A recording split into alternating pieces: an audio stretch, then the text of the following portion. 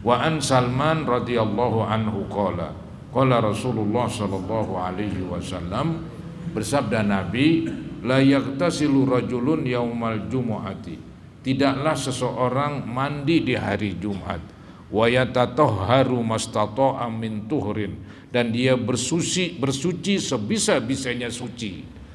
Ini kata-kata wa yatatahharu, dia bersuci mastata'a, sebisa-bisanya min tuhrin, dari bersuci. Jadi maksud itu dia bersuci sebisa-bisanya, untuk menunjukkan bukan mandi doang tadi ya, kukunya udah agak panjang potong gitu ya, mungkin kumisnya belum rapiin, giginya rapiin begitu, biar rapi begitu ya. Kemudian disuruh lagi wayaddahinu min duhnihi, ia memakai minyak rambut ya, berpenampilan bagus.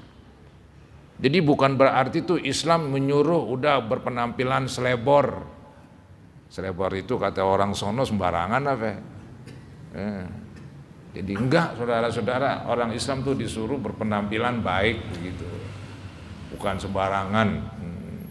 Maka pakai minyak rambut, nyisir, itu ya termasuk ibadah. Lebih-lebih hari Jumat katanya ya. Pakai minyak rambut supaya rambutnya enggak kusut ya. Rambutnya enggak kusut ya. Wa yaddahinu min duhnihi, dia memakai minyak rambut misalnya. Zaman dulu minyak kelapa biarin dah, yang penting kan enggak tengik tuh minyaknya. Minyak baru ini ya. Kayak minyak kelapa apa-apa, biar nggak kusut ya, biar nggak kusut, biar rapi tuh rambut. Kemudian au yamassu min tibi baitihi, dia memakai minyak wangi di rumahnya itu.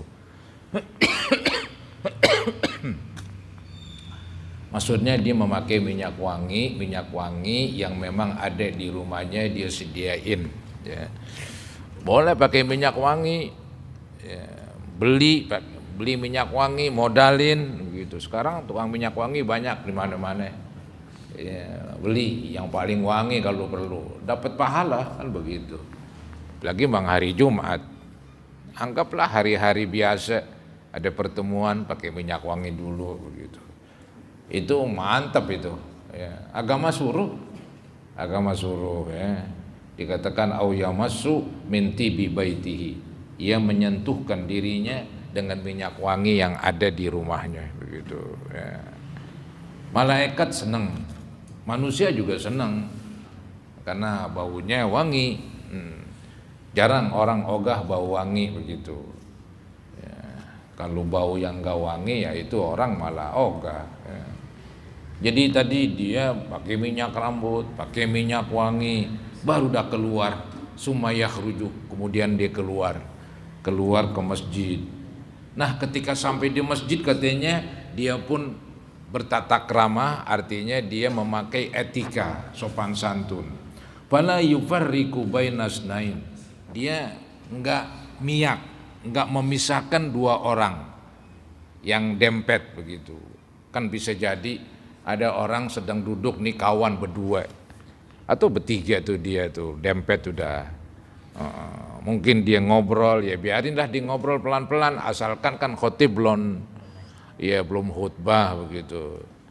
Kita datang nyelaga aja, akhirnya kan memisahkan. Nah, ini yang nggak boleh, memisahkan di antara dua teman, ya nggak boleh. Karena ini membuat orang jadi merasa nggak nyaman. Kita jadi penyebab. Maka dikatakan fala yufarriqu bainas nain, maka dia tidak memisahkan antara dua orang. Dan ditambah lagi dia enggak mengangkat kakinya di atas pundak orang. Ya, ngelangkain kata orang. Kalau mau ngelangkain bisa lah, tapi dengan syarat kakinya jangan diangkat tinggi-tinggi. Begitu. Itu ada hadis katanya lam yatakhatta riqaban nas. Orang itu tadi enggak memisahkan dua orang dan tidak menginjak ya, bahasa kasarnya tidak menyentuh, tidak menginjak lehernya. Tapi bukan leher yang dimasuk, pundak, patokannya pundak begitu. Jadi jangan diangkat kakinya tinggi-tinggi di atas pundak orang yang lagi duduk. Itu memang aib istilahnya. Itu menggambarkan kurang sopan dalam agama ya. Nah setelah begitu ya, jadi dia tadi enggak memisahkan dua orang kawan. Kedua, tidak mengangkat kakinya tinggi-tinggi melebihi atas pundak orang. Dan setelah itu dia sembahyang dah. Ya, tahiyat masjid. Tahiyat masjid misalnya, tahiyat masjid dikerjain 2 rakaat. Kemudian pengen sembahyang lagi, terus aja sembahyang. Namanya sunat mutlak. Sembahyang sunat yang enggak ada sebabnya. Ya, dan dia enggak terikat dengan waktu. Itu namanya sunat mutlak. Bayang 2 rakaat salam, bayang lagi 2 rakaat salam, bayang lagi 2 rakaat salam. Bagus itu. Sambil nungguin azan Jumat itu yang pertama ya. Jadi bukan hanya 2 rakaat doang itu tahiyat masjid ya. Betul memang sunat tahiyat masjid disunatkan, bahkan disunatkan sembahyang yang lain-lain begitu. Namanya sunat mutlak. Ini dikatakan summa yusolli ma kutiba lahu.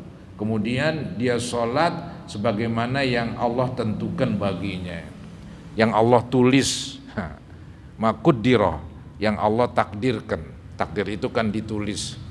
Ya, jadi itu Allah tulis itu nanti si fulan tanggal sekian hari Jumat masuk ke masjid anu, dia akan sembahyang sekian rakaat. Udah ada duluan itu.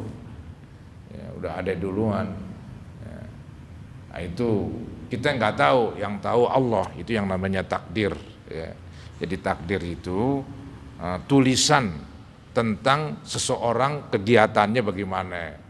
Ada semua itu ya.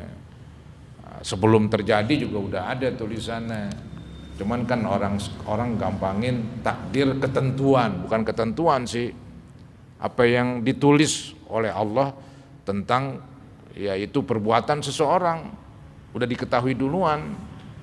Ya, maka di sini diterangkan orang tadi datang ke masjid kemudian sembahyang.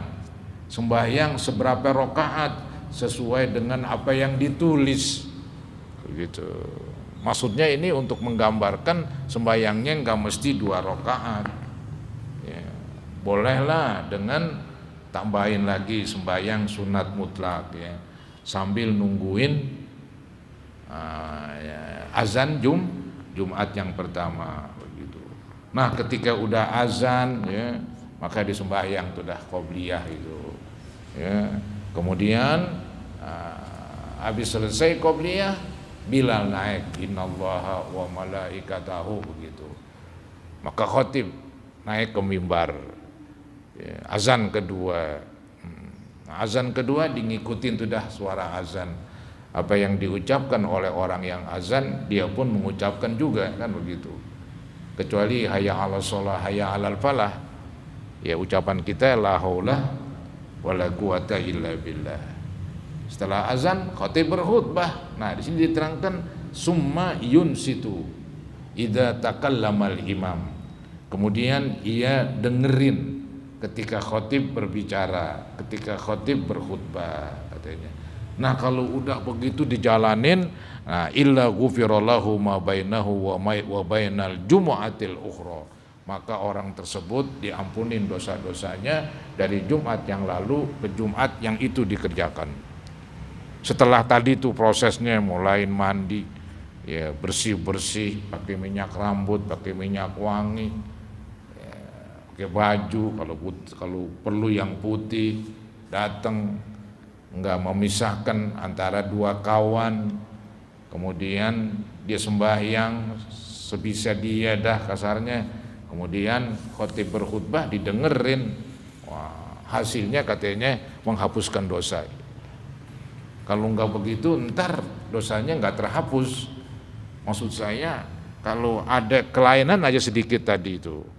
Ya, misalnya dia mengangkat kakinya di atas pundak orang. Nah, ini jadi cacat itu. Jadi cacat ya, akibatnya pahalanya berkurang. Maka di sini digambarkan yang paling sempurna. Ya. Jadi itu etikanya, sopan santunnya dikerjakan. Ya. Hadis rawahul Bukhari. Begitulah saudara-saudara ya, tentang bagaimana ketika kita di hari Jumat ya.